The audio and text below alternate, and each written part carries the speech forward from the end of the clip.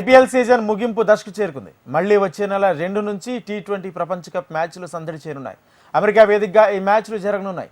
అయితే టీమిండియా పాకిస్తాన్ మధ్య జరిగే మ్యాచ్లకైతే ప్రపంచమంతా ఆసక్తిగా ఎదురుచూస్తారు. ఇండియా పాకిస్తాన్ మధ్య జరిగే మ్యాచ్లు ప్రపంచవ్యాప్తంగా 40 కోట్ల మందికి పైగా టీవీలో వీక్షిస్తారని అంచనా. వచ్చే నెల 2న ప్రారంభమయ్యే టీ20 ప్రపంచ కప్లోనూ ఈ చిరకాల ప్రత్యర్థుల మధ్య సమరం జరగనుంది.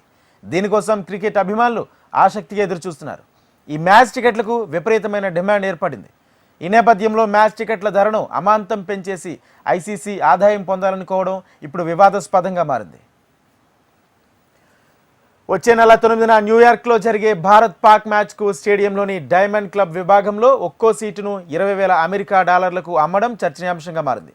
ఇండియన్ కరెన్సీలో చూస్తే సుమారు 16,65,000 రూపాయలు ఉంటుంది. దీనిపై పలు విమర్శలు వెల్లువెత్తుతున్నాయి. అమెరికాలోని ఈ ప్రపంచ కప్ నిర్వహించడానికి ముఖ్య కారణం ఆటను విస్తరించడం, అభిమానులను సంపాదించుకోవడం కోసమే కానీ టికెట్ల విక్రయాలపై లాభం పొందడం కోసం కాదని పలువురు ఆగ్రహం వ్యక్తం చేస్తున్నారు.